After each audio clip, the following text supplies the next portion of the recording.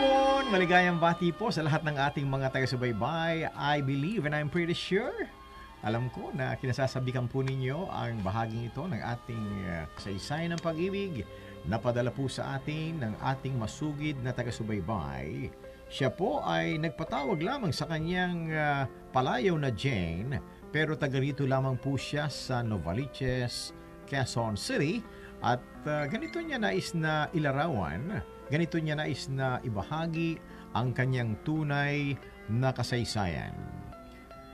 Dear Kuya Larry, magandang hapon sa inyong lahat sa DWWW 774. Gayon din po sa inyong mga avid listeners na araw-araw nakaantabay sa inyong programa.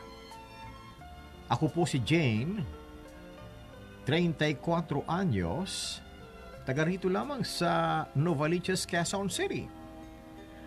Ang totoo niyan, Kuya, si Mama po talaga ang masugid ninyong tagapakinig. Siya po ang nag-impluwensya sa akin na makinig sa inyong istasyon na napamahal na rin sa akin. Si Mama rin ang nag-udyok sa aking sumulat sa iyo, Kuya, at ibahagi ang kwento namin ng boyfriend ko. Nagsimula ang lahat nang ibalita sa akin ni Mama na uuwi na ng Pilipinas ang anak ng best friend niyang si Tita Agnes na nagngangalang Mark. Nag-request daw si Tita Agnes na baka naman pwede na sunduin sa airport ang anak niya dahil hindi raw niya kabisado ang pasikot-sikot dito sa Maynila. Pumayag naman si Mama pero ako ang inutusan niyang sumundo kay Mark. Hindi lang yun, Kuya. Gusto rin ni Mama na ako ang maging tour guide ni Mark habang ito ay nasa bansa. Sa ikinikilos ni Mama ay naramdaman ko na may plano siyang iset up kami ni Mark.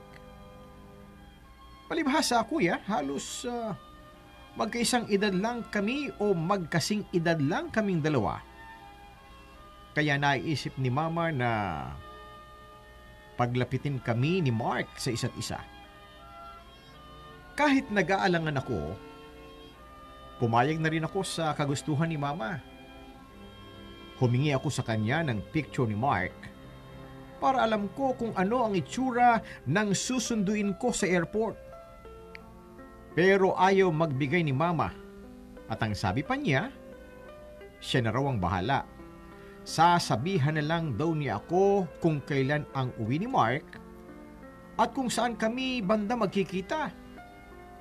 Sinabi rin ni Mama na kailangan ko lang sunduin si Mark at hindi naman siya sa bahay namin tutuloy dahil may bahay naman sila dito sa Pilipinas. Noong time na yon, wala na akong nagawa. Kilala ko kasi ang nanay ko. May pagkapusi siya. Kapag may plano siya, sinisigurado niyang matutuloy yun, no matter what. But mind you, para naman sa ikabubuti ko ang plano niya, wala atang magulang na mag-iisip at gagawa ng ikapapahamak ng kanyang anak, di po ba?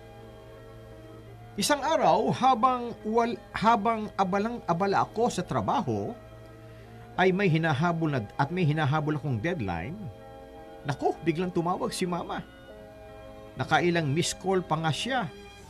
Bago ko napansin na tumatawag pala siya. So sa pag-aakalang emergency, sinagot ko ang tawag niya. Sinabi niya sa aking dumating na pala si Mark sa Pilipinas at sa isang restaurant na lang kami magkikita. Dahil nga busy ako, Kuya, sinabi ko kay Mama na hindi ako makakapunta. Naintindihan naman ni Mama at sinabi niya na siya na lang ang bahala na mag-explain kay Mark. Ilang beses pang tinangka ni Mama na pagkitain kami ni Mark, pero laging hindi po natutuloy dahil sa dami ng trabaho ko sa opisina. Madalas pa'y may mga biglaang meeting kami Kaya hindi ako nakasisipot sa mga lakad. Dapat namin ni Mark yung mga lakad namin. Pero isang araw, nakatsyempo rin si Mama. Lunch break noon, nang tumawag siya at nagbabaka sakaling pwede na kaming magkita ni Mark. Abay total, lalabas din naman ako para kumain ay pumayag na ako. Sa isang restaurant malapit sa opisina kami magkikita ni Mark. Nasa loob na ako ng restaurant at nakahanap na ng mauupuan namin nang muling tumawag si Mama at sinabing kansilado ang meeting namin ni Mark dahil may emergency raw ito. Halata sa boses ni Mama ang labis na pagkalungkot sa isa na namang wrong timing na date kuno namin ni Mark. Ako naman, kuya, tinatawanan ko lang siya. At sinabi kong baka hindi talaga kami nakatadhanang magkita ni Mark. So matapos ang tawag ni Mama ay umorder na ako ng pagkain para makapalik na agad sa opisina. Habang kumakain ay unti-unting napupuno ang restaurant at ang upuan na lang sa harapan ko ang bakante. Hanggang sa may isang lalaki ang lumapit sa akin at nagtanong kung pwede raw bang makiupo. Parang tumigil ang paligid ko, kuya. Nang nakita ko ang itsura ng lalaking nasa harapan ko. Balibay napakagwapo niya at matangkad. Medyo nauutal pa nga ako nang sumagot ako na libre ang upuan sa harap ko. At nung time na yon, ay medyo na-conscious ako, kuya. Imbes na magmadali sa pagkain, ay binagalan ko ang mga subo ko sa takot na mapahiya ako sa harap niya. Habang tahimik na kumakain, ay pasimple ko siyang sinusulyapan. Pero malas ko lang dahil may pagkakataon na nahuhuli niya ako at nangingiti pa siya. Matapos ang pagkain siya ang nag-open ng conversation naming dalawa. Mukha naman siyang mabait kaya kinausap ko na rin. Nagpakilala kami sa isa't isa at nalaman kong Jeff ang pangalan niya. Naikwento niyang sa ibang bansa talaga siya nakatira at nagbabakasyon lang dito sa Pilipinas. Namangha ako sa kanya, kuya. Dahil kahit sa ibang bansa siya lumaki at nakatira, ay magaling pa rin siyang managalog. Naalala ko tuloy yung anak ni Tita Agnes na si Mark. Magaling rin kaya siyang magtagalog. Napasarap ang kwentuhan namin ni Jeff. Mostly ako na ang nagkukwento. Sinasabi ko sa kanya kung anong bago sa Pilipinas at kung saan magandang mamasyal. Hanggang sa napansin ko na ang oras. Time na ulit na magtrabaho.